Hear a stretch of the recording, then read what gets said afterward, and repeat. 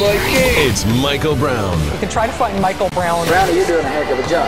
This is the Michael Brown Show. Hold on tight to your dream. Yeah. Hold on tight. Hey, welcome back to the program. Let's just cut the intro out. They know who it is. Why do this? Happy Friday, everybody. Welcome back. We've now segued from the last hour to Hollywood and Toto, which means that Hollywood and Toto himself has stumbled in. Welcome back, Mr. Toto. My knee hurts. I know you got to quit. It's like training a new dog. We're pulling the leash. You're not responding. We try to give you treats, and you still just resist coming in. You're not a good pack leader. I'm not a good pack leader. I freely admit that. Yeah, you got to use little touch, that sort of like little thing that Cesar Millan used to do. Right. Yeah. Kind of like the yeah. But I'm incorrigible, so it's gonna be hard. You are incorrigible, totally incorrigible. Like the wild bronco.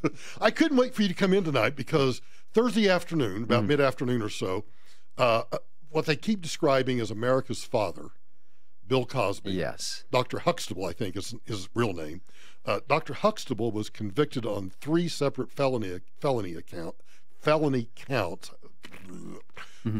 counts of sexual abuse of some. I don't remember what the counts were, but 3 felonies.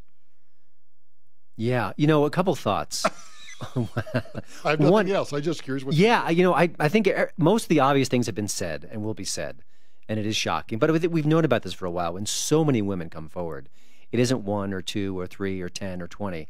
What was it, 50? It was some it was ridiculous like number 15, of people. 17 or something. Yeah. With often very similar stories. Right. So it's frightening. And in fact, one of the arguments I've heard over the past 24 hours about the appeal is that the judge allowed they all agreed upon 5 women.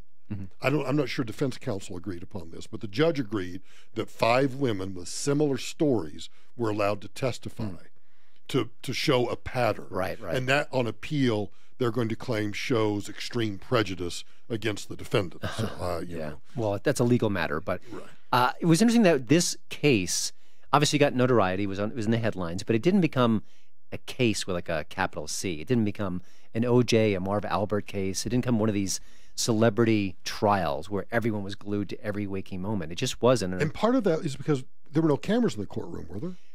I don't think so. But I mean, I haven't followed. I mean, to me, I feel he's guilty. I feel like the preponderance of evidence is against him. I'm not in the law. I'm not in the courtroom. But when so many women come out with the same story, very similar stories, a check in my head, just okay, he's guilty. How horrible! A beloved icon falls dramatically. Yeah. So yeah, but maybe the fact that we didn't quite know innocence or guilt, whereas with OJ there was always something in the back of our minds like maybe he's innocent. We do love OJ. He was this lovable, charming guy. How could he possibly do those crimes even though he looks guilty as heck? I don't know. I mean, why did we as a culture not obsess over this trial?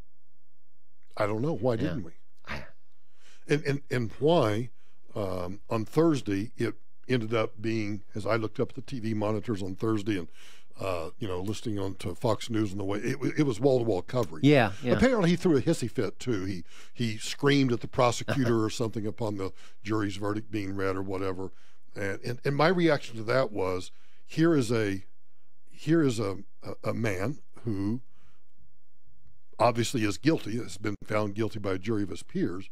In his mind has been frustrated with the process, and now in fact, had I been his lawyer, I would have cautioned that regardless of what the verdict was, you don't react. If you're innocent, you might drop your head, or guilty, you might drop your head and close your eyes, but in no way do you show any emotion, either way. I'm going to guess that he's not a out-and-out monster where he kicks dogs and does all, like throughout his life, doesn't do terrible things all the time. This was maybe isolated to his sexual appetites and what he felt he needed to do or wanted to do or could get away with. And maybe there's some sort of psychological rationalization going on where he compartmentalized his actions and thought of himself as a good person who just so happened to do this. I don't know. I mean, I don't know how you figure that, but it's just weird. You think when you finally get caught, when it's pretty obvious you've done this terrible thing over and over and over again, that your reaction would be either sadness or empathy for your victims, but he didn't seem to have that. And I also was, again, the lawyer in me, was fascinated by, and maybe there were discussions, I don't know, about a plea deal.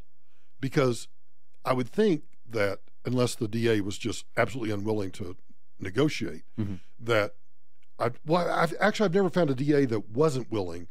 It might be extreme, but they're willing to talk. You may not like what their offer is, but if you're looking at 3 felony counts that could put you in prison for the rest of your life versus something that's in between that rest of your life and getting off scot-free, and you know that you're guilty, I think I might take a deal. Yeah, it's part of the psychological makeup behind this, which is so fascinating. And also, was it about a year or so ago, maybe a little bit more, I'm kind of mixing up my months, where he was back on stage doing his routines, and he was still performing while this immense cloud was over him. And that's amazing too. The great, not in good, but the great Huey Long, there is always something. And I think this case proves that. Yeah. There's, and again, as much as I think in some, I'd be curious to your take on this. In some degree, I think the Me Too movement has gone a little too far in that in some cases people are being accused of things where it's just, come on, you're really reaching at that point. I also know that we need to listen to victims. Everybody, if you're a victim, you want your case to be heard. If you are the perpetrator, you want your day in court and you want due process. And I think some of that's being lost in this. And this case, the Cosby case, shows why it's important to still stick to due process. Because if we were to just disbelieve those women, he'd have gotten away with this. By the same token, if we believed Cosby, then he's entitled to a trial by his peers, and they have determined that guilt beyond a reasonable doubt. And so, boom, you fall. Yeah, and what's interesting is some actors who've been accused of different sexual crimes are having a hard time getting work. Some directors who have been accused are not working now. Right. The Kevin Spacey can't get a job. Yeah. And yet he was able to, in the midst of all this, go score some comedy gigs. And some venues hired him. I hadn't heard that. This was a while ago. This was, I think after it first came out, he was, proceeding as normal and just going out, and there were protesters who'd greet him at events and things like that. And it hasn't been for months and months, for sure. Yeah. But it's all fascinating. And then how do we view the Cosby Show? This iconic show that was a lot of fun, that was sweet and wholesome and funny, and was a part of the pop culture of the 80s. It was huge, huge. Somebody will do a documentary. Yeah, and what do we do that? I think I just read maybe yesterday that some network, Bounce TV, something I haven't heard of before, was going to pull the show from its lineup. Yeah. Will we ever watch that show again? Can we watch that show again? Well, let me ask you this. Of the 15 women, or whatever the number is, did those women date back to the time that the Cosby Show was on? I suspect it's been going on for quite some time. I don't know the timeline specifically. Because would it make but this was not a new thing. But would it make a difference? No, I don't know. It doesn't make a difference. When the Cosby Show was on, he wasn't doing any of those things. No, it doesn't make a difference. It doesn't. I don't think so. Because everyone now views it through the lens of a convicted felon. I mean, maybe if he did everything he did last year, you could look back as he was a different man at that point. He hadn't, something happened to, I don't know. Where's that? So, all right, so where's that line? Is that 2 years ago, 5 years ago, 10 years ago? I think it depends. It depends on the nature of the crime. It depends on I don't know. But don't we live in bizarro times? Well, it also, what he was able to convey to the world for decades was this lovable, warm, paternal, genuinely decent guy. I mean, he was the clean comic. He would lecture elements of Black America about their behavior and get some flack for it. I was going to say we can't ignore the fact of his race. Yeah. And people loved him. We were colorblind when it came to Bill Cosby. We loved him, period. Oh, this is too heavy. Yeah. Surely we got something fun to talk about, don't we? Does it rhyme with schmoo? Schmoo view, ba-doo-doo-doo-doo. You're listening to The Michael Brown Show.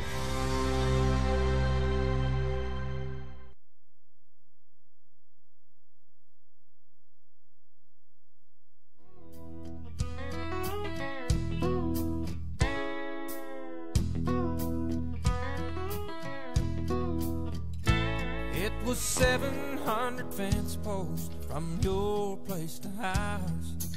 Neither one of us was old enough to drive. Welcome back to Hollywood and Toto. By the way, if you want to check Christian's website out, it's hollywoodandtoto.com. Follow him on Twitter at Hollywood and Toto. And if you're going to follow Christian, I'm just begging you, please, you could follow me too at Michael Brown USA.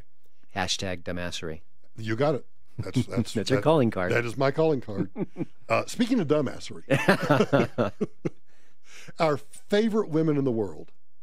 In the the galaxy. The galaxy, our favorite women in the galaxy. I can't imagine another sentient female being in this whole universe that we call ours. In fact, if we send another rover out going into outer space, we should put these women on there to show what American culture is, what America is all about. Because it's encapsulated right here. You want us to be attacked by an alien race? No, I want them to stay away.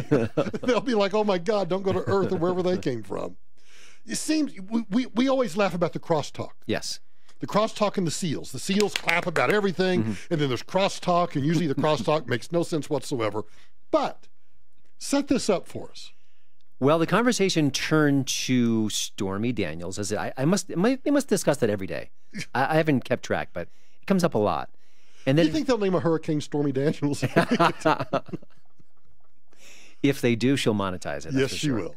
And it segued into Melania Trump, the First Lady, and Meghan McCain took offense to how it segued into Melania Trump, the First Lady. And can we just say that I thought that the First Lady's appearance, and I mean that both her physical appearance and then her showing up for the state dinner, and for that matter, the greeting of the French President Macron at the White House, I thought was so classy. You were so in love.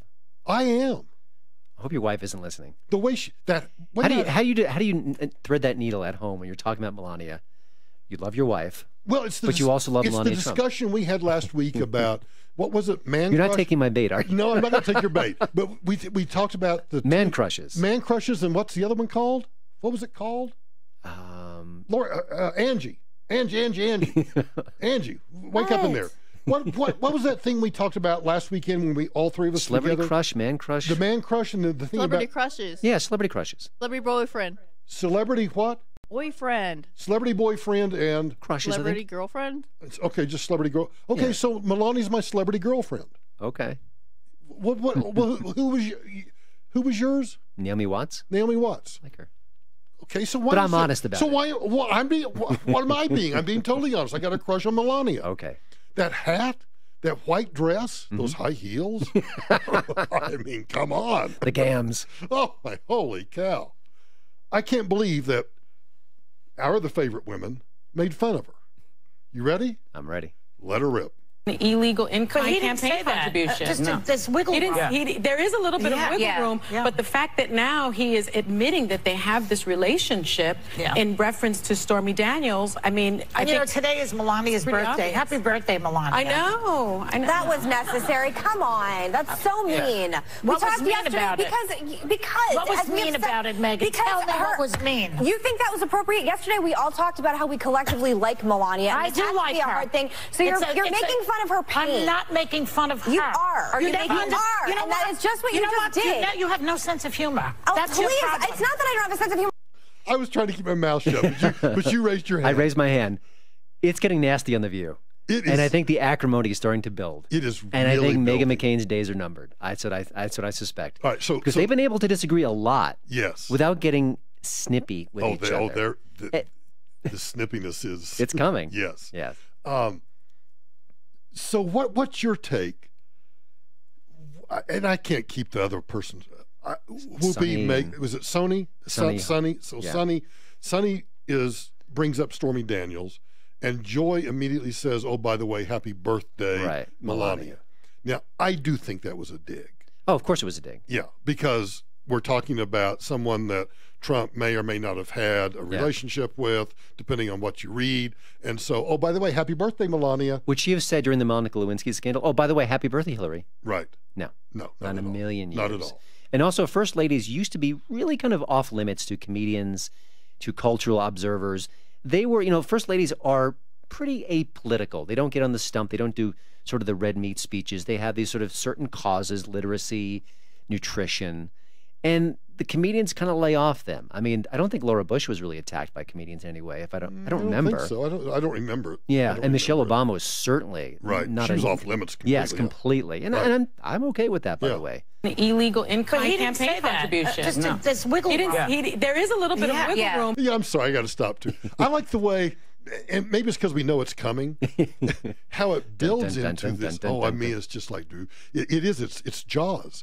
They are circling the wagon. Seals. But the fact that now he is admitting that they have this relationship in reference to Stormy Daniels, I mean, I think today is Melania's birthday. Obvious. Happy birthday, Melania. I know. That was necessary. Come on. That's so mean. What was mean about it?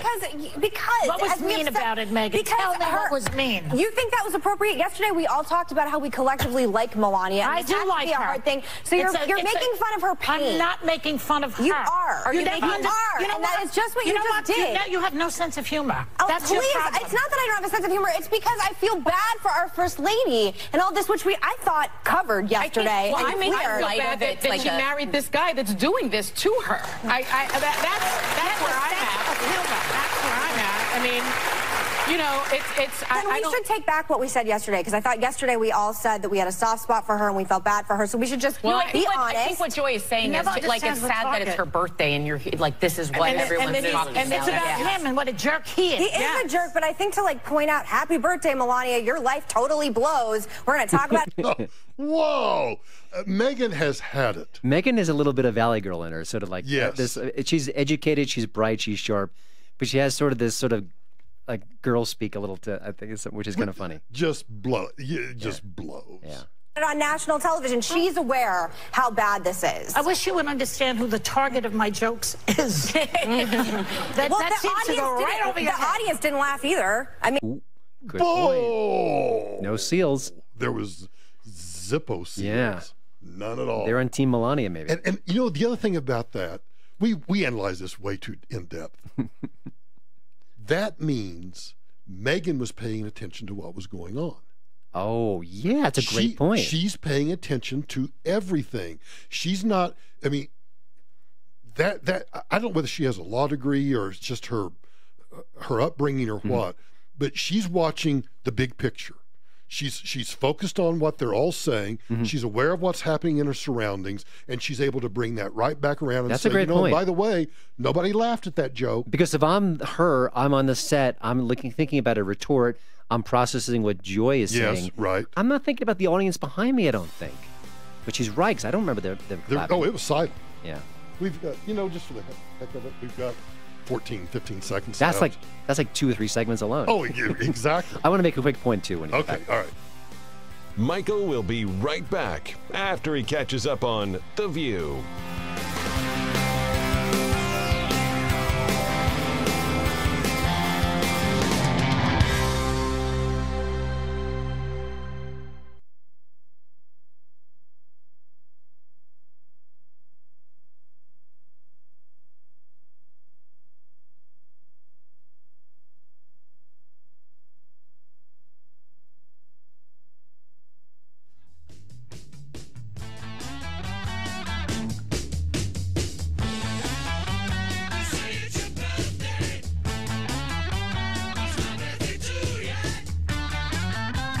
Hey, welcome back to Hollywood and Toto, or as we call it, The View. The View 2. The View 2. Do you want to make your point, or do you want me to back up and finish this? Quick point. Okay. You know, this whole cultural obsession with Stormy Daniels. Listen, she's a porn star. She's beautiful. It's salacious. I do get it. There's the he said, she said, and there's the legal aspect as far as payoff. There's legitimate news stories within it. Yes. But I remember the 90s. I lived through the 90s. And all I heard from the left was, it's just about sex, move on. Move on. And I am so nauseous to hear everyone sort of getting up on their moral high horse about marriage and infidelity. Not only that, we were told that Hillary Clinton was still a sterling feminist role model while she was ignoring the infidelities and or excusing the infidelities and or not holding Bill Clinton accountable. And once in a while we hear a story, oh, she was mad behind the scenes. I don't even know if I believe that. I don't know what I believe. I don't know what happened, but I do know what I saw was that she was defending Bill Clinton against his adversaries, and she was wrong. The whole right-wing conspiracy nonsense. And I'm just sick to my stomach of all this hand-wringing about the morality of infidelity, where I'm against infidelity, but we knew Trump was not a stand-up character. And all the people who are kind of wagging their fingers now were trying to excuse what Clinton did back in the day. I'm just sick of that. Wow. That really turned me on. That was like a great rant. Thanks. Yeah. Now back to our original scheduled programming. Let me see if I can't get you wound up some more. I mean, they responded in a fair how bad this is. I wish you would understand who the target of my jokes is. that seems to go right over your head. The audience didn't laugh either. I mean, they responded a bad joke, in a maybe. So what? So sue me. Send me to jail. Here's the deal. Here's the deal. Kids are here today. Awkward. She kind of just dissed her audience, too. Joy did. When Meghan said, the audience didn't even laugh. Well, sue me. She said maybe it's a bad joke. Oh, okay. Yeah. I don't think she was. I don't think she was. I'm not the one to jump on the Joy Behar defense. Okay. But I think she was just saying, hey, maybe it wasn't a Cracker Jack joke. Yeah.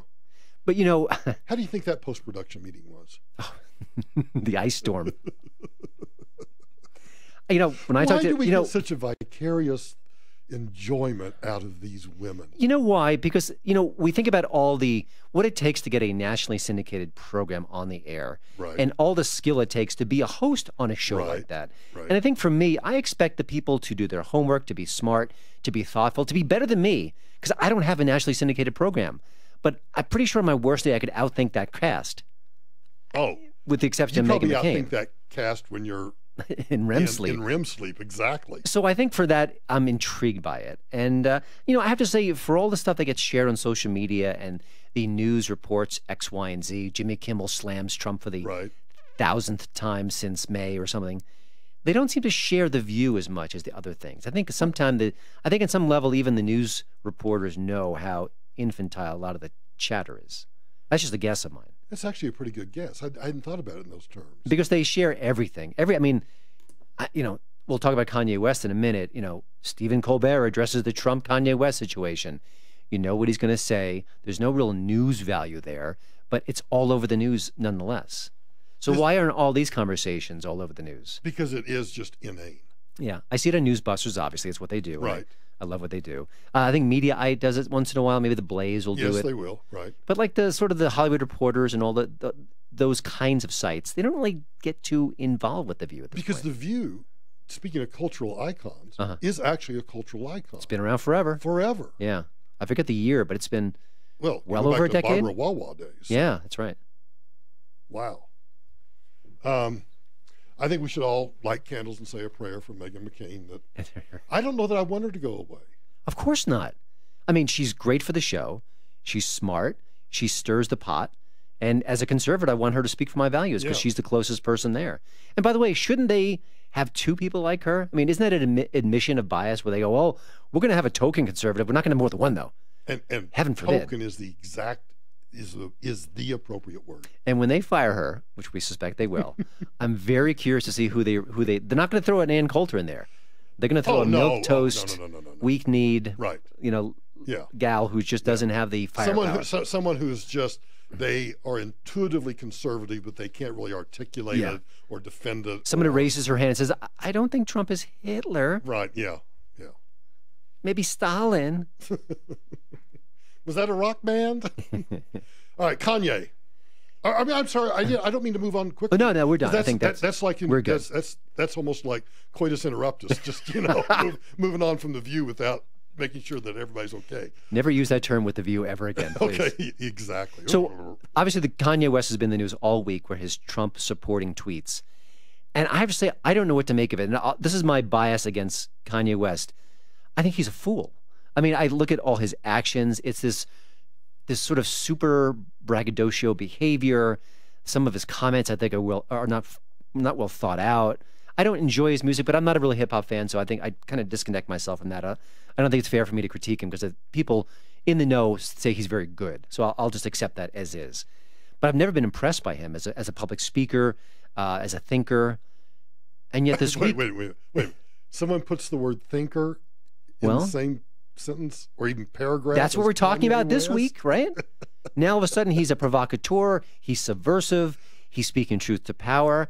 And a little bit like the Roseanne situation, I don't know if conservatives need to or should be wholeheartedly embracing him, because I almost think that he could snap his fingers and go, gotcha, guys. I mean, like a performance art. That's been my thinking all along, is he's trolling it. He's either trolling the right, or he is one of those people who's internally, they have internalized the idea that any publicity is good publicity, and I can go out here and by saying these wild things that are going to piss off my friends on the left, guess what? I'm back in the news, baby. I'm back in the news. Yeah, there's two ways to get in the news cycle. You can bash Bush like an Eminem would do. Yep. Although it's in the news cycle, but it's not a sensation.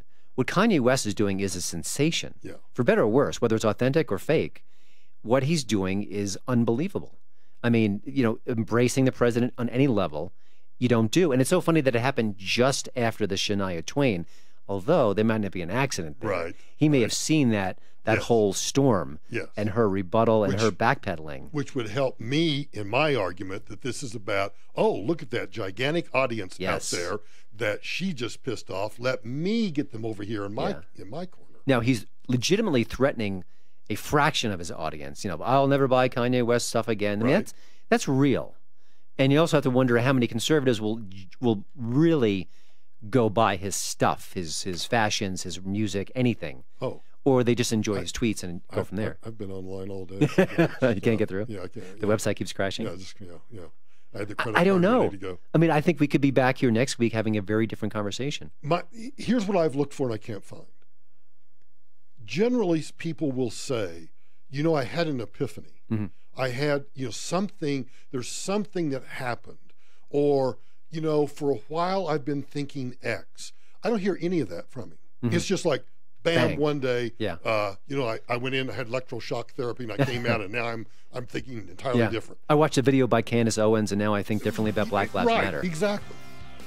It's interesting, but listen, that could all be happening behind the scenes. That's the beauty and the curse of Twitter. It's just this blast. Yeah. We don't get the behind the scenes thinking, the preparation. But I would stay tuned, and I'd be careful if I'm a conservative. I wouldn't rush around him, but free speech is still good. I like the spread of ideas. Look, neither one of us is saying we don't want him to speak. We're just trying to be cautious. Yes.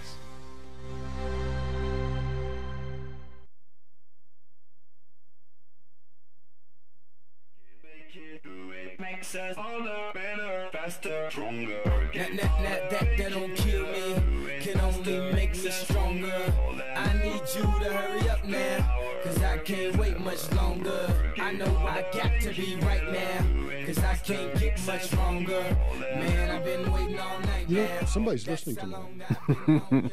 She's awake back there. Surprised you know who She's alive. She's alive. She's alive. I've been catching up on my Kanye all week. Me? Yeah, actually, I've been catching up on my Kardashians. What I've really been doing. Did he break the internet? No safe spaces. We talked about this.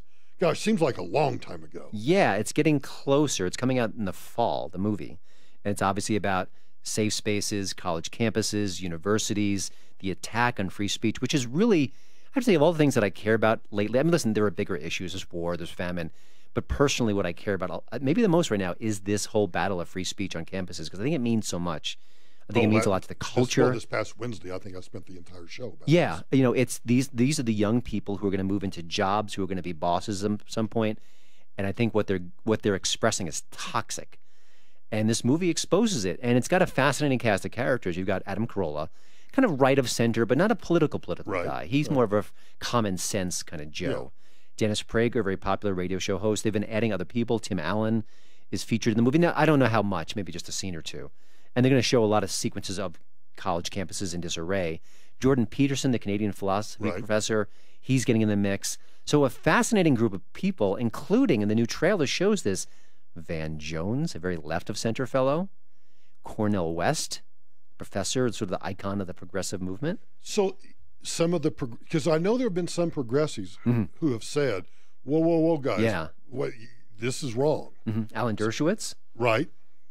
This is shaping up to be a very interesting project, and the trailer alone is provocative. I put up a piece this week about the 7 reasons why this is going to drive liberals crazy, and we shall see. You know, it's hard to cut through the noise of our pop culture today, but this one's got a chance.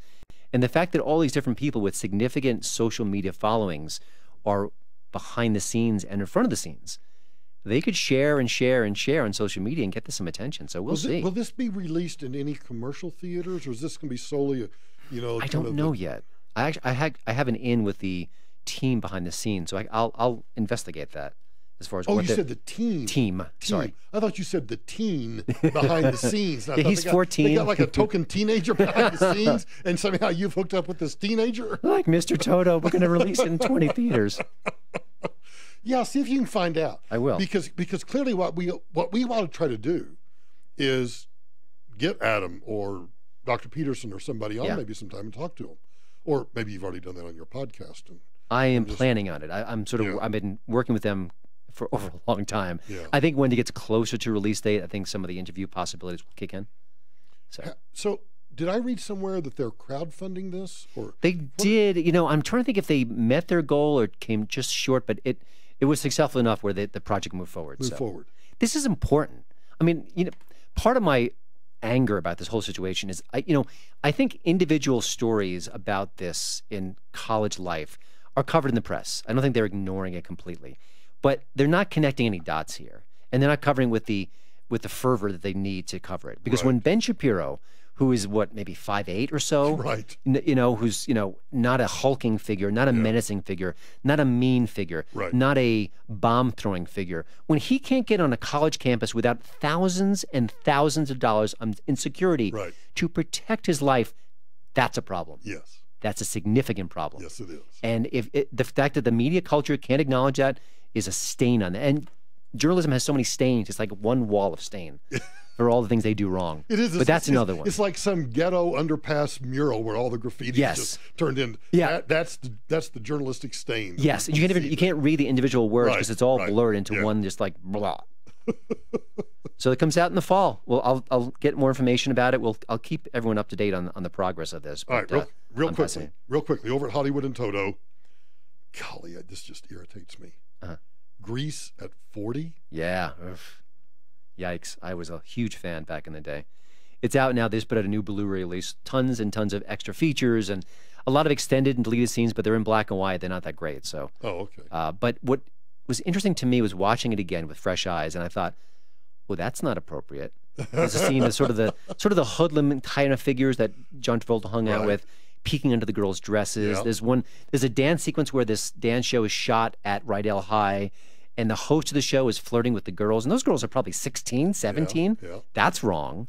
And the fact that Sandy at the end, spoiler alert, changes her whole look to get is slutty in an appropriate way. I mean, she's sort of like va-va-voom all of a sudden, even though she's been very sort of sweet and dear. Right. I don't think feminists would like sort of changing to get your man kind of a thing. But that's just it. That's just the way it was. It was also set in the 50s, even though the movie was in the 1970s. No, what? No, did I miss it? Why is this? I mean, no, it's the 40-year anniversary, but are they going to re-release it? Are they going to? I don't know. I mean, just when for home video, they often like to tie it to anniversaries. Yeah. This was a big movie. It was a huge movie. Yeah, and it's been going on in theaters across the country. I think it started in Chicago. So I just wanted, I brought it up and I reviewed it because I wanted to show this is not appropriate. Like these themes would be attacked today if you tried to make this film again. So if they did remake the film, which is always possible, they remake everything, they would probably sand away the dark edges. But these were the edges. This was what it was. This was the culture. This was the goofballs. This was the nastiness. And then there was sweetness in between. And also about how John Travolta's character was trying to move away from that. He was trying to grow up. But he also didn't want to give up all the connections he made and all the kind of the bonding he had with his goofball friends. I don't know. It's fascinating to watch now. I'm glad you wrote about it. I got to go watch it again. The music is still great. And you know what? John Travolta, boy, could he dance. Yeah. Wow. What a resource he was. I wish he was doing more of that. Yeah. All right, everybody, stay tuned. Let's Eat coming up next. I think we got food coming in tonight. I always miss it. The Michael Brown Show continues after this.